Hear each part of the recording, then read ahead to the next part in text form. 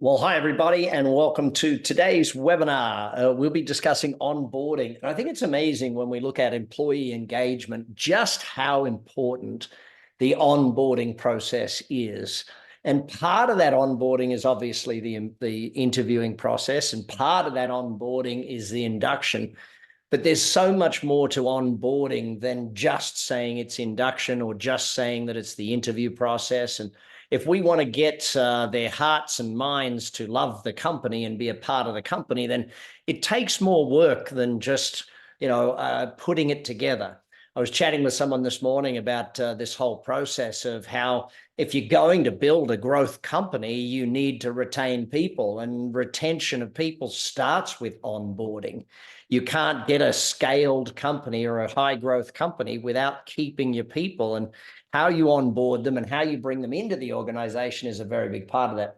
So I look forward to serving you here today, teaching you all that we can about onboarding and how and why it matters and exactly what you can do. If you haven't had a chance to, please jump on our YouTube channel, subscribe and follow us on YouTube, and make sure that you learn as much as you can about how we do engage people and how we do grow companies in organizations. So let's get started with this whole philosophy. Sarah Wetzel puts some great thoughts into this subject, and there's some real great thought leaders out there. An art form, I guess, is probably the simplest way that she describes this thing. The opportunity that is there for us if we do great onboarding is so important for us to be thinking about. And I think that's a great aspect of how she puts this whole thing. But the art form of onboarding is not something where we go, oh, well, I'll magically learn this. No, it's an art form. It takes time and energy and effort, and it does actually take making some mistakes along the way. I know in some of our organizations over the years, we've made some mistakes with onboarding. We've not brought people in the right way, and that's obviously decreased our engagement and decreased our profitability. So we want to make sure that when we're bringing humans into an organization, we do it in the right way. So let's take a look at some of the things that are important in that factor. So I'll just give you an example. Well, as you read through some of those statistics, I'll give you an example. So there's a particular company where they were testing onboarding strategies, and in one area they gave people just an induction. They brought them in, gave them induction. This is a call center, so it's in India. It's a call center. The second group of people, they brought them in and they gave them a sweatshirt with the company logo on the company. And it was amazing to see that the difference in the onboarding. The third group, though, this is where it became interesting. The third group, they gave them a sweatshirt with the company logo and their name. So they had their name and the company logo in that. Now, this was a call center, so their average retention was around, it was measured in weeks, not in months or years. So it was not a great retention. But here's what they found. Those who got given a shirt with their name on it, their retention was able to be measured in months and years. Others were still measured in weeks. You see, how you get people to buy into an organization and how you get people to become a part of the engaged group that is in the organization is very, very important. But if we develop real onboarding programs, and by the way, if you haven't sat with one of our Engage and Grow coaches and discussed this, it's probably a good thing to do in the near future is to reach out to whoever sent you this or put you on the webinar and have a chat with them about how we can actually build an onboarding program in the organization. But if we do it right, then we get to retain people a lot longer. Now, engagement, retention, all of these things, and you'll see that on many of my other webinars where we discuss a lot of those things. We get to get higher growth, and therefore we get to see productivity, profitability, growth, all of these things go in line. And so if we use a new hire productivity measure and say, okay, how fast can we get a new hire into productivity? How fast can we get a new hire into actual performance on the job? Then our onboarding process is massive. Now, I live here in Las Vegas, which happens to be the head of the Zappos organization. And if you ever get a chance, come to Vegas, do a tour of Zappos. They actually take you on a tour and show you how they do their culture and how they onboard people. But One of the most interesting things for me is the length of time and energy they put into recruiting, but then onboarding. You know, when every member of the team that joins the organization has to go through a serious level of onboarding. And I think probably the best example of that prior to Zappos was Disney. I remember Disney University, where they would take us through how they onboard people and how much of the history of the company they have to learn. See, I always, it's not really a joke, but when I do seminars, I tell a joking bit of a story that if your customers know more of the history of your company than your team members, there's a problem. If your team don't know the story of the company as well as your customers, then maybe, just maybe, your onboarding is not doing the job it needs to be. Because how do you get people to buy in? Well, if people don't know the history of the company, how can they fall in love with the company? If people don't know what's happened previously, I know in one of my companies, I actually sat down and did a 20-minute, I think it's 20 or 30-minute video talking about the history of the company, so that the people who were coming in, whether they were joining the company in Turkey or in Australia or here in the States, wherever they were joining, they could see from me and feel from me the story of our company. And I think show, don't tell is important there too. Videos and photographs are always very important aspect of that whole thing. So if we take some of these examples or some of these stories and we extrapolate what it is they do and how they actually work with people, we start to see the distinct difference of great onboarding versus, or let's just say, less than great onboarding. You know, some companies have a really great process of employment, meaning that their recruiting process is actually that, a recruiting process, not just a hiring process, where people do get to learn about the vision and the history and the culture of the organization during the recruitment process. But in other cases, they don't. So we need to bring that into the onboarding and make sure that the understanding of the vision and the mission and the culture of the team is there and understood.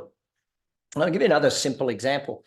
A friend of mine owned a sports massage business, and when he would recruit masseuses, he would only recruit masseuses with at least 5 years experience, and yet he would then put them through 2 weeks of massage training to learn his way of doing it, to learn the company way of doing things. Even though they were fully qualified, part of their onboarding was bringing them in to learn how we did it here, not just how it's done, but how we do it here. And I think that's a really important aspect of it. So how does it lead to higher employee engagement? How does it lead to customer referrals? Well, retention of team members definitely leads to referrals.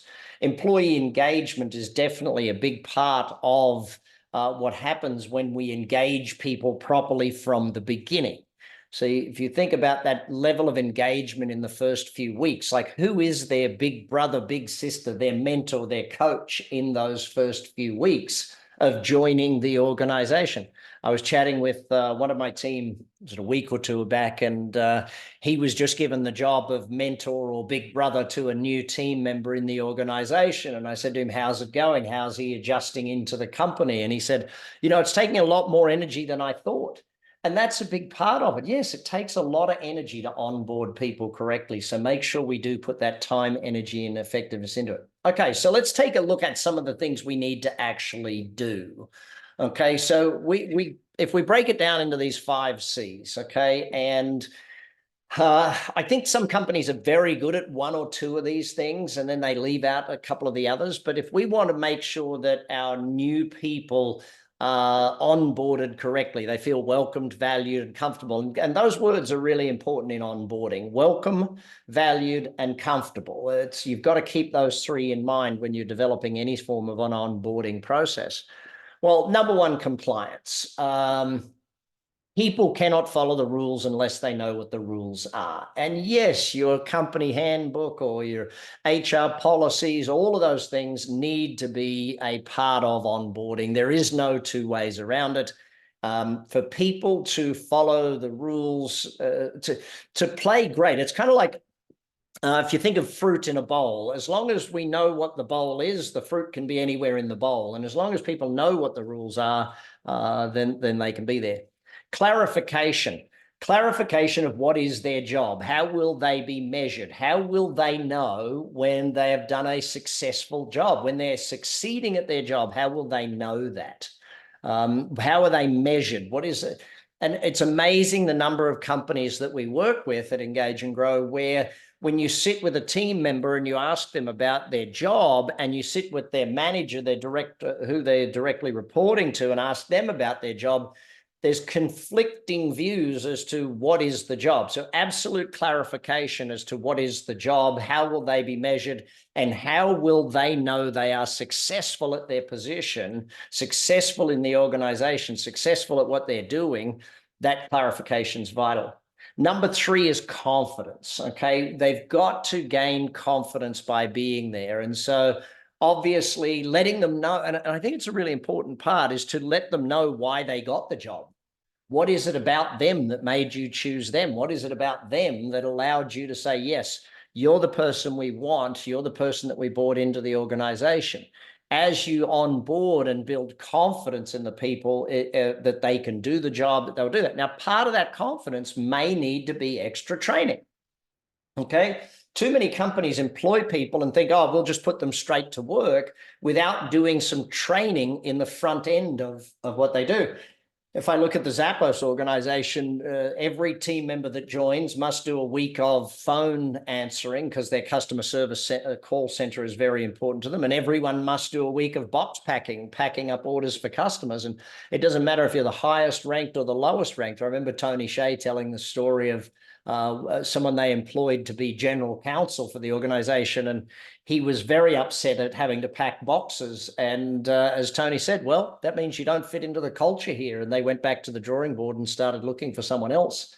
So interesting story about it, which, by the way, Zappos is really interesting in the fact that I remember Tony telling the story of how when they started to employ people, they'd given them the job, and during induction, which I believed at the time was about 6 weeks, he was sharing that they were doing.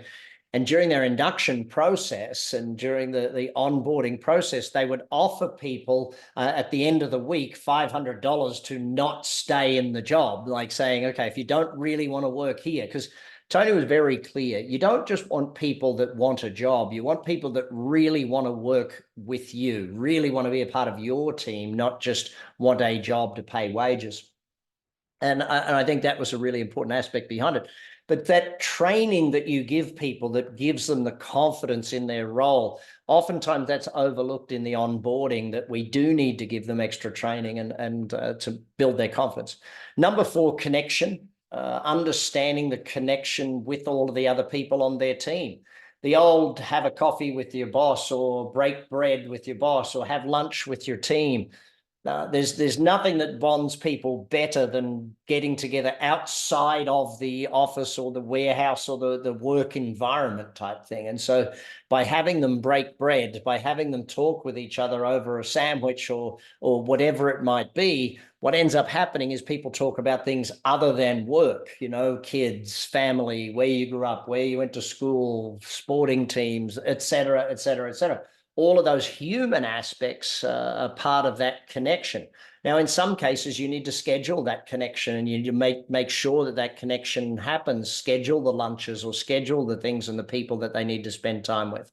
Even if it's just spending time with people and learning that person's job and, you know, spending a few hours learning the job is definitely a big part of that focus. And finally, culture.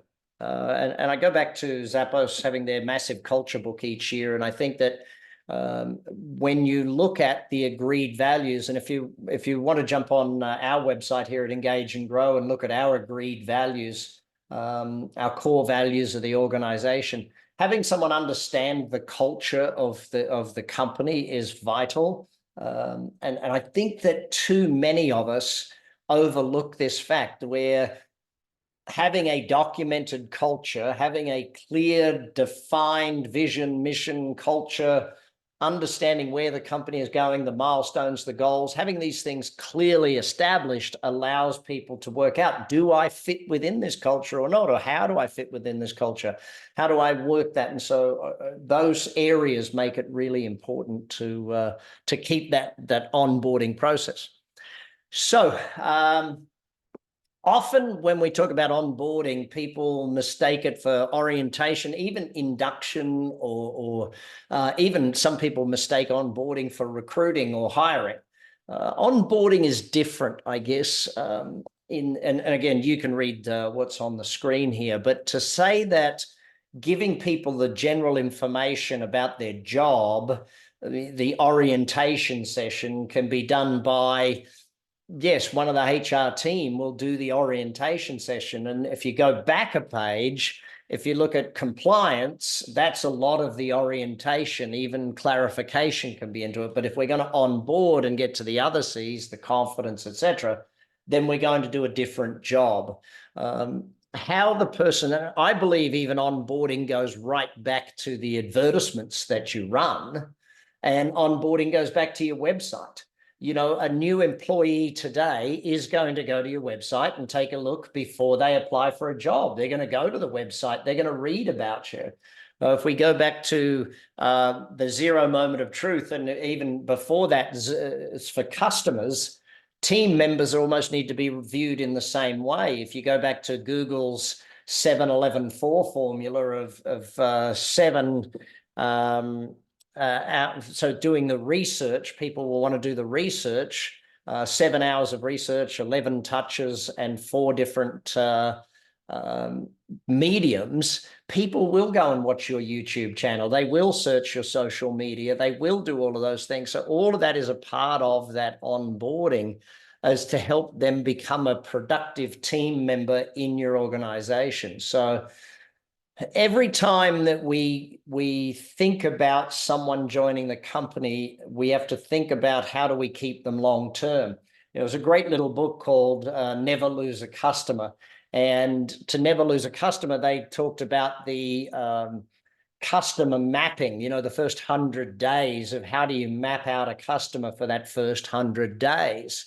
And if you want to never lose a customer, how you treat them in that first 100 days is vital. And it's the same for a team member. Our first 100 days is massively important in bringing them on and keeping them as a part of the organization. So a couple of quick other differences, I guess, that I think that make an understanding of what we mean by onboarding. It could be a year. It could be something that it definitely requires two-way working together. It can't just be giving them stuff. It has to be learning about them. It has to be them participating in it as well. And it's not just the company telling you this, it's you and people in the organization, you connecting with the other humans. So if you think of onboarding more as how do we connect all of the people and how do we get the people excited, not just give them the information, I think that gives you a fairly good differentiator between the two.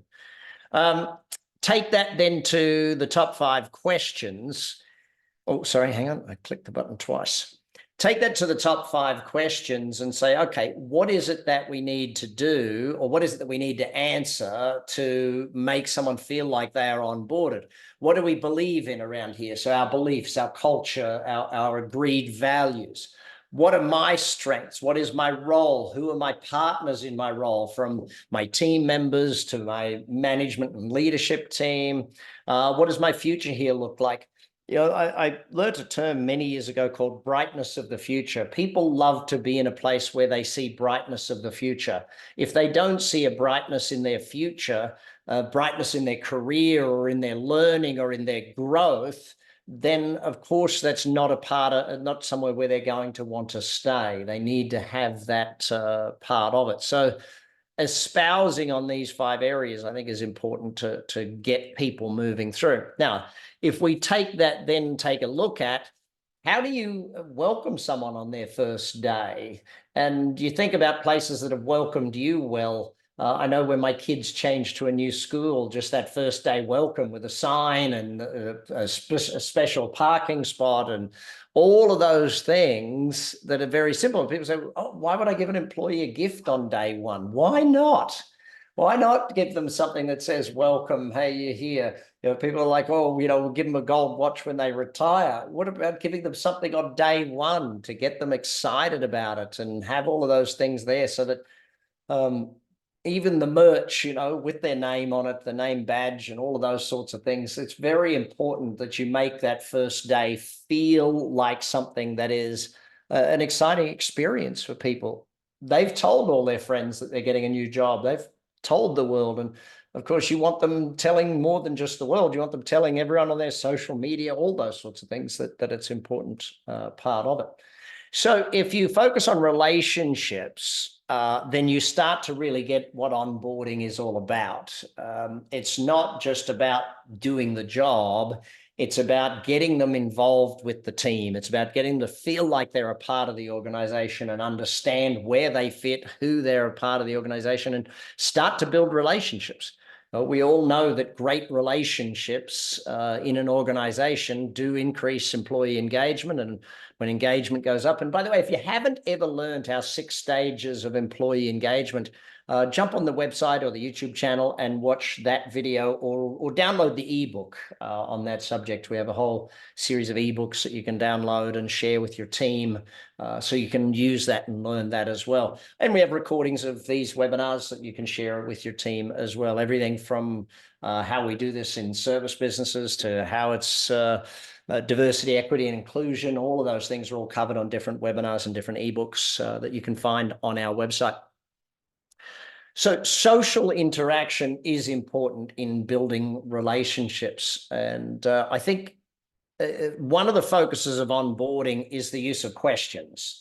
See, in an induction or an orientation, you're giving a lot of information. In an onboarding, you're asking about them further than what you did in the interviews. Asking about them in the interviews is one thing, but now that they've got the job, expressing interest in learning about the person and learning about what their goals are and learning about their career and all those things. And it's not, let me be really blunt with this. It's not just the HR people that need to do this. It is the other team members that they'll work with. It's the direct report that they have, or with direct reports that are for them. If you're coming in as a boss, it's important for the team members to be asking you questions about that. So, yeah, if I take that one, if you just take a look at this, how comfortable do you feel with the team dynamics and the company culture? Asking them about that sort of thing, too often. And I think if you go and look at the Engage and Grow video book, Marshall Goldsmith, Mark Thompson, myself, and Rich Maloney did a video book about employee engagement. And there was one point where Marshall pointed out that most engagement programs are backwards. They ask the team member, how engaged did you feel today, instead of how well did you engage other team members today? By giving them responsibility for it. See, by asking the questions, you hand over that responsibility and ask them to think about it, not just you, but also getting feedback from them. Do you have any suggestions for improving the onboarding process based on your experience? Many people have worked at other companies and they'll have a great experience or they'll have negative experiences, but getting them to give us their thoughts and feedback definitely helps. Manager's job, okay, leader, manager, whichever terminology, the person that they report to, okay. As I said, it's not just HR that does this, you're doing a part of it as well, okay. And I think if you're building an organization, you need to have that in a manager's job description or in their roles and responsibilities, is that is a part of what they do, is onboarding new team members in their division or in their part of the organization. When you're doing that as a manager, you get the feedback as well. So you get to increase and fix, add, change, update the system or the methodology of doing that and pass that back to the HR team, if you have a HR team in the organization. I think the final point for managers is understanding, just maybe even having them watch this video so that they can, or watch this webinar so that they can understand the importance of onboarding and their role in that. I've often said that when it comes to management, our job as a manager is to coach people to a point, or manage, train, mentor people to a point where they need less and less management. Of course, on day one, they're going to need a lot of management. They've never been there before. They don't know what they're doing. They're going to need that extra help to build their competency and productivity in the organization. But if we can build a culture whereby people understand the importance of onboarding and just how putting that energy and effort up front reduces the amount of back end work, it's so very different and so very powerful. By the way, I will be taking questions when I finish the teaching segment today. So if there are any questions, please do feel free to type them in. I know there were a couple sent in beforehand by people who registered and sent in questions earlier. So remote work. In this day of the virtual nature of the world, the level of onboarding needed for a remote team member, the level of management. I was chatting with the CEO of one of my companies, was it 2-3 days ago? And he was managing new remote salespeople. And I sat with him and I said, listen, you've got to change up how you're onboarding them. You've got to change up how you manage them. You've got to change up the meeting schedules, because those remote people need more attention than you would imagine. There is no one walking in the morning saying, good morning. So having them on that morning huddle is vital. Having them on the afternoon huddle is vital. Those huddles to get them feeling involved is right there. So doing as much as you can before day one is vital with remote employees, making sure everything is there, ready, waiting, that initial email of welcome is in their inbox on day one. You can send them packages, and you don't just have to send them work stuff, you can definitely send them a gift. Badges, branded merch, all of that sort of thing can be a very big part of it. Even record a video to send to them as a welcome sort of thing. Get the whole team to record a welcome video and welcome them to the organization. But remember that just because they're remote doesn't mean they need to be left out. They need to be included. Again, I go back to that mentor or big brother, buddy, whatever terminology that you want to work with it. But everyone needs a work buddy. Everyone needs a mentor in that first 100 days or 90 days. So make sure that that is a big part of it. I think my challenge has been that with the virtual workforce, I've seen people do less onboarding with virtual people, whereas in fact, it needs to be more onboarding with virtual people than you would do with someone who's actually in the office or in the workspace that everybody is in. Personalization. I can't say this enough, that simple story of the name on the t-shirt makes such a difference. That simple story of allowing people to feel like they belong because they look like they belong. Having the, and you see this all the time in companies where they get the name badge and it doesn't even have Mary's name on it. It's got like, everyone else has got a professional name badge. Mary's has got handwritten or Sharpie written name on the thing. And it's like, yeah, that looks like they're welcomed. No, we've got to put more energy and effort into onboarding than that. We've got to make sure that we do that. And I think it is part of the manager and HR to coexist in that process, that HR does check-in calls. And I see one of the questions that came in before the event was around this, was how long after should it be questioned whether a new employee is okay or not? I don't think that there is an actual answer to that question. I do think, though, that HR should have in the first 4 weeks weekly check-ins, and then go to bi-weekly, and then go to monthly, and then go to regular system check-ins. But that first 90 to 100 days, there needs to be obviously a lot more than there would be in normal times with people. And it doesn't need to be a massive check-in. It just needs to be a, hey, how you doing? Anything we can help you with? Is there anything you can't find yet? Is there anything that you need links to or more? Just simple stuff like that. And being a human is a big part of that sort of thing. If you're the person that gave them the job, you probably want to be chatting with them weekly for the first month or so to make sure that they still have that connection with the first person they ever got to really develop a relationship with them in the thing. Again, I've mentioned the mentorship program, and it doesn't have to be a permanent thing or an ongoing thing, but it definitely needs to be there for that first 90 to 100 days in the organization. So some core notes around this subject and that will help you with it.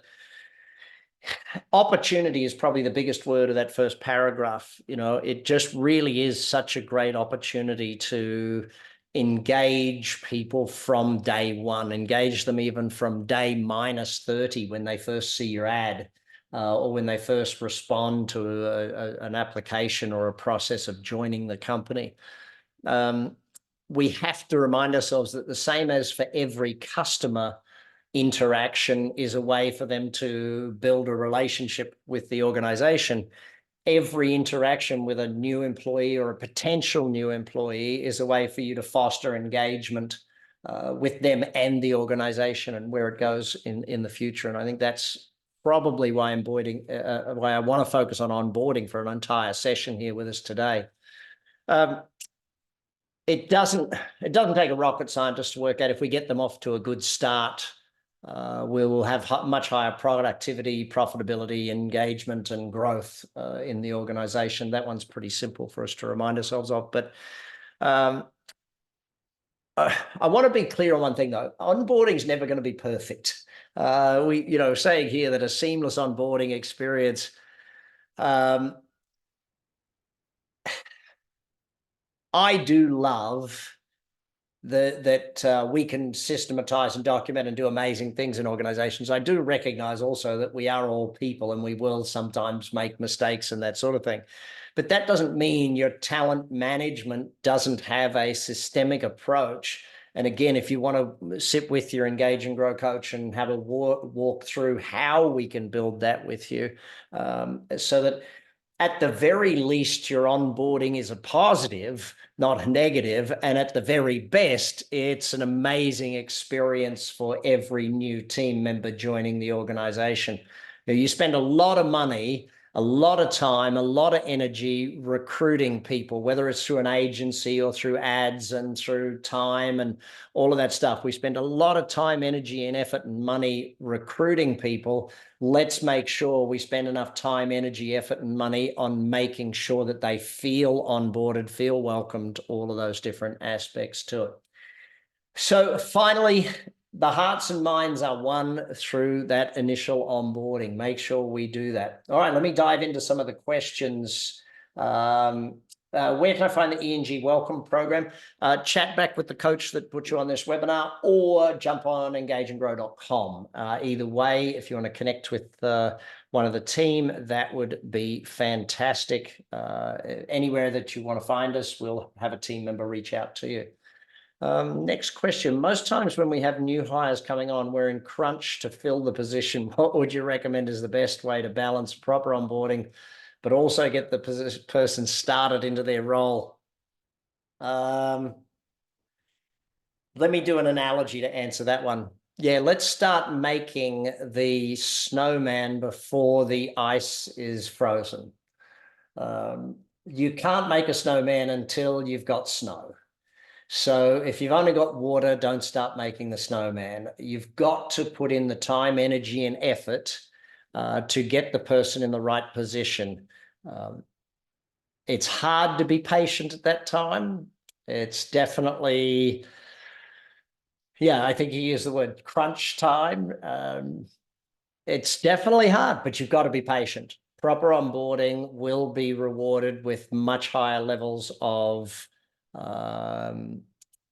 performance from the team member. Remember, that first 90 to 120 days is where you get them to that level of performance and you get the real results you're after. Whew, we've covered a lot of ground, and I know I promised to keep this as fast as I possibly could to make sure that we had the best use of time here today. I just want to make sure that, if to summarize this, that we just go back and say to ourselves a very simple thing, and that is that we put in the time, energy, and effort up front to engage the people. And therefore, once we've got that level of engagement, we get the level of performance that we want. Thank you all for being here with me today. If you've been watching this on a recording, please get back with the coach who sent you this and make sure that you get your company engaged and therefore you get lots more growth happening. Take care. Bye for now.